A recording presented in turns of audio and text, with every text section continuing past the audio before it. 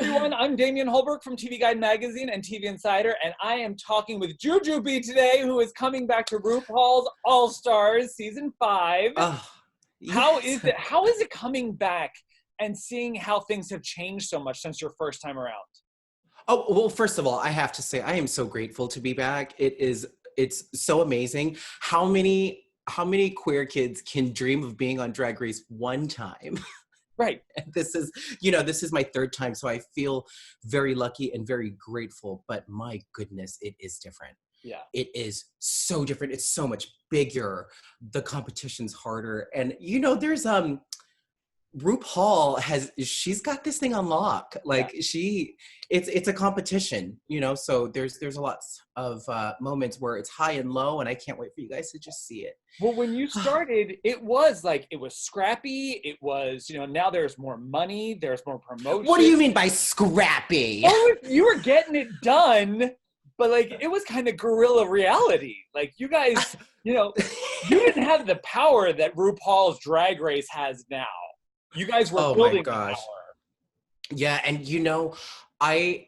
I'm just a very lucky performer to be a part of this family. Yeah. I really am, because drag, when I started doing it, it was faux pas, and it was like, what are you doing? But with RuPaul and with VH1 bringing RuPaul's Drag Race to the world at this capacity, I think people finally get to see that it's an art that's been here for a really long time, and it's going to stay. And it's an art that stands for love and for everybody, which is why I love drag. And I think that's why so many people of all walks have found their way to the show, is because it's so celebratory. And even though you guys are Olympic gold medalists in throwing shade, it's never malicious. No, I think it comes from this part of you that's literally all about love. And it's like, when you're at a family reunion and there's always that auntie that comes late, but she shows up just to eat and leave. That's me. And everybody loves me for it. It's nice. Let me say this. It's really nice to be a part of a group of people that understand you and you can relate to, even though we don't all look like we're from the same place. We find this common bond because we're all queer people. We love drag, and performance is what it's all about for us. And of course, this gives us a voice to speak our truth and our reality. And what did you find? Did you bring anything different to the competition this year? Because it is, like you said, it is a competition. So you know how to get to third place. What are you bringing to push it to 2 more spots? What are you pushing it? What I'm coming with this time is a lot more fashions. I've been very, very lucky to be able to meet a lot of great people through this decade, and I've connected with some great designers. And drag is more than makeup and getting in drag. Drag is the whole package. It really does take a village, and I'm glad I built a little village and a little family to help me out. I feel like you have a pretty big village. It's been a while. You have some fans. Well, God, it's crazy for me to even think that I am still doing this and I get to do this. So yeah, it's very humbling. I am so happy that I get to do this, and the support is out there, and I think that's incredible. But there are people who are supporting all of us, which I love.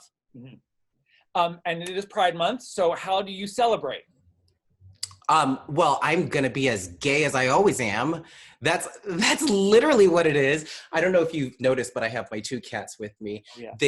These are my pride buddies. I always have a rainbow in the window. I'm like I said, I'm right here in Boston, and our prides are always so ginormous and so full of love. Boston Pride was the first pride I ever went to when I think I was 16, and it changed my whole outlook on what being a queer Asian man meant. It was nice to see other people who looked like me, who loved like me. And it's nice to see a different type of person as well. You get to see families, which is really cool. Yeah. It's everything has changed so much. It's pretty amazing. Yeah. it's evolving and it's growing, and that's what I love, because the change is growth. Yeah. That's what I think is really cool about it. And now you have, of this batch, you're one of the ones that have known Ru the longest. How are things different now? You know what's really amazing about RuPaul is that I will always see RuPaul as this goddess and this energy, this aura. And it's crazy for me to even think that I could talk to Ru as if we're talking right now. And I've always idolized Ru as a person, but finally getting to meet Ru and seeing the human in Ru, it's like, no, I just want you to be like my superhero. I don't want to know anything about you. And it's there's like this like weird thing. It's like, I want to know her so much more, but I don't, because I want to keep her like as this supermodel of the world. That's who she is to me. Exactly. And now, because the show has built up so much juice, the judges have gotten bigger stars and things like that. Did you have any favorite judges this season that came in? Okay. Seeing Nicki Minaj up on, her, first of all, red hair is like so intense and so powerful. I just love that. But seeing Nicki Minaj on that stage, and she was a very great judge. Yeah. It was like she's in this, she loves this, and Nicki is a drag queen, right? She's queen. She really is. All right. Well, listen, I cannot wait to see what you bring, because it's always fun. It's always fierce. It's always funny. And I love it. So I hope you had a blast this season. And I cannot wait to talk to you possibly about your crowning moment. Well, you know what I'm crowning right now, if you're interested. Thank you so much for talking to me. Thank you. Have a great day. Happy Pride.